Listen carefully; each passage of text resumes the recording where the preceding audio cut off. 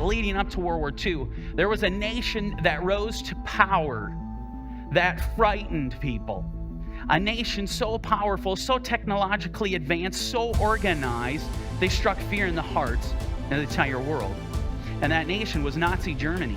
There was one particular thing that gave them such success in war, that gave them a massive advantage over all the other nations on planet Earth.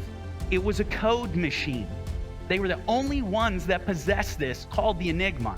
When British intelligence cracked it, then they started to see the plans. They started to know where their U-boats were. They could find them. They were forcing them to the surface. They were sinking them. They were getting ahead of the German army. They knew what's coming. And the point being is when you know the adversary's plans, you can prepare and it will turn the tide in war. And this means everything to us. That's why as we go through Scripture, I go from story to story to story. We are cracking the code. We are cracking the enigma. We are getting to know how Satan is going to move against us. It doesn't get more valuable than that. And the key to it is Scripture, these stories that we study. I want to take you to Isaiah chapter 36, verse 1. Let's get right into it. Now it came to pass in the 14th year of King Hezekiah that Sennacherib, or we would say Sennacherib in English, king of Assyria, came up against all the fortified cities of Judah and took them. Then the king of Assyria sent the Rabshakeh. Now keep in mind, this is not his name, this is a title. I guess a modern day expression would be a 5-star general or a high-ranking governor. The king of Assyria, he sends the Rabshakeh with a great army from Lachish to King Hezekiah at Jerusalem.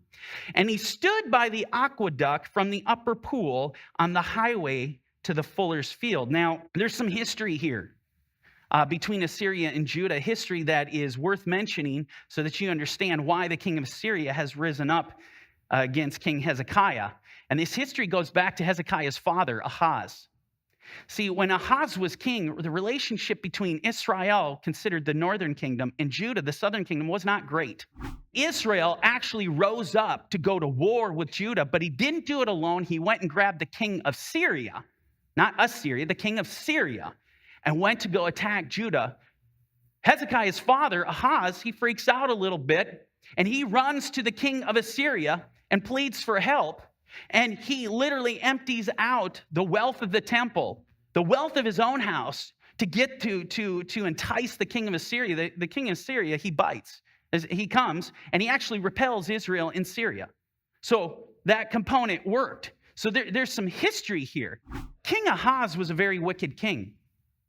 He was nothing like his son, Hezekiah. When Hezekiah came to power, he started to change everything, how everything was done in Judah. He wanted to put the nation back on track with God. He went throughout the land and tore down the high places that had been erected. We're only supposed to worship the Lord thy God in the city of Jerusalem at the temple. The king of Assyria, he's coming in and attacking Hezekiah. Well, understand something. When his father Ahaz had paid him off, he created a relationship that was not good. The king of Assyria thought, this is going to continue. My leverage over Judah is going to continue. It's kind of a mobster mentality. You just pay me. I'll take care of you. You're going to continue to pay me. But Hezekiah, you rebelled. This is where the problem comes in. And so this brings us up to speed as we come to verse 3. And Eliakim, the son of Hilkiah, who was over the household, Shebna the scribe, and Joach, the son of Asaph, the recorder, came out to him. Now keep in mind, these men, Eliakim, Shebna, and Joach, these men are the king's men, King Hezekiah's trusted men.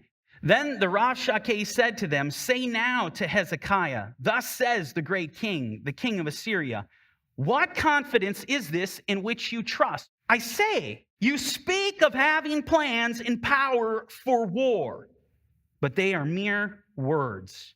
Now, in whom do you trust that you rebel against me? When I read these words, you read these words, you feel darkness coming out from them. It's like I'm listening to Adolf Hitler.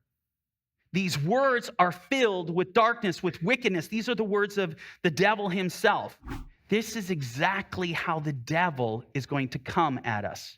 Take it to the bank. He's going to come at us in this way. He loves to tell you, you can never be healed. Didn't you hear what the doctor said? You have an incurable disease. You have stage 4 cancer. There's no hope for you. Yet you can cry out to Jesus, you can cry out to Yeshua, but it's just words. There's no real power. He tells people there's no hope for them in their marriage, that their spouse is too far gone. He whispers into your heart, he whispers into your ear, it can't happen. He tells you that don't bother praying for people, because when you pray, you're just speaking words. There's no effect that you're going to make on that person by petitioning the Lord. These are the lies that Satan peddles among us today. And this is exactly, I want you to see this for what it is. This is exactly what the king of Assyria is doing to Hezekiah. It is deeply profound. It is deeply spiritual. I want to warn you, do not underestimate the power or the influence of propaganda in war. A great example is Hitler in World War II. Inconceivable to go slay over 6 million Jews in such horrific fashion that you can't even imagine the power of persuasion. He did it through the tongue. It's something that you want to pick up on. It is something that you need to understand just how powerful and what a great effect the adversary can have on you as he whispers his filthy lies into your ears. Now he goes on and says in verse 6, look, you are trusting in the staff of this broken reed, Egypt, on which if a man leans, it will go into his hand and pierce it. So is Pharaoh, king of Egypt, to all who trust in him. Verse 7. But if you say to me, we trust in the Lord our God, is it not he whose high place and whose altars Hezekiah has taken away? Remember, I told you he went out and took down all the high places? It's so crafty how he is slithering through the grass and what he is saying. He's coming out. He said, well, but he's actually torn down the altars. He's torn down all these things and said to Yehuda and Yerushalayim, you shall worship before this altar. He's trying to cry foul. He's trying to discredit Hezekiah's righteousness. This is absolutely amazing. The further we get into this, the more mind-blowing the deception gets. Moving on to verse 8. Now, therefore, listen to this. I urge you to give pledge to my master, the king of Assyria. You want to know what it's all about? There it is. He wants pledge. Hasatan, Satan, wants us to pledge our allegiance to him. This is what he's after. Remember that dialogue between Yeshua and Satan last week? All these things I will give to you if you will just bow down and worship me. In other words, give me pledge. Well, isn't that fascinating? Very same thing that we've seen happen there is now happening here, because look at the very next thing that he says. So I urge you, give this pledge. And then he goes on and says, and I will give you 2,000 horses if you are able on your part to put riders on them. Isn't that interesting? He is willing to pay for the pledge. He is willing to give you the desires of your heart without question. But know this, in the end, you'll be cutting the check. It'll come at the expense of your soul. How then will you repel, moving on to verse 9, how then will you repel one captain of the least of my master's servants and put your trust in Egypt for chariots and horsemen? So basically, the Rav Shakeh is telling Hezekiah and his men, you do not have the power to overcome me. You do not stand a chance. Your only option here is surrender. Look at what he says next. Have I now come up without the Lord? When you go to the Hebrew, this is not Molech, this is not Baal, this is not Asherah, this is not Nehushtan. These are any of the false gods that Scripture mentions. It's Yod-He, Vav-He, Yehovah. Here you have the Rav Shakeh. It's going to be, have I come here without the Lord?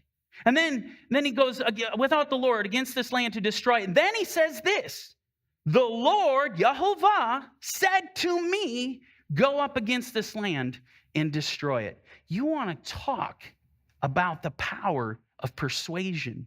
It doesn't get scarier than this. The fact that Satan is willing to come to us, and pun intended, the fact that he's willing to come to us in this light, that is frightening. Last week, we discovered that Satan was willing to use Scripture against us. Well, now we see it's not just that. He's coming to us in the name of the Lord, the God of Israel, the God of Abraham, the God of Isaac, and the God of Jacob. There are double agents in our war. In the art of spiritual warfare, there are double agents, and they are going to attempt to seduce us, to get us to succumb to the will of Satan. And this is so horrifying, all while using the holy name of Yeshua, all under the guise of Yeshua to disarm you. This is a real threat, no matter how hard it is for you to believe. The threat is real, and the threat is imminent. Why does Yeshua have to talk about false prophets and warn about it? Why does Peter have to warn about it? Because the threat is real. The threat is going to be among us. We need to expect it. We need to be looking for it. Hey there, this is Mike at Corner Fringe Ministries. Thanks for watching our video. If you liked the video or it encouraged you, do us a favor. Hit the like button. Don't forget to hit the share. And if you haven't done so already, please hit the subscribe button. Now, if you want to watch the rest of this video, hit the button here. And if you want to watch the rest of this series, you can check it out here.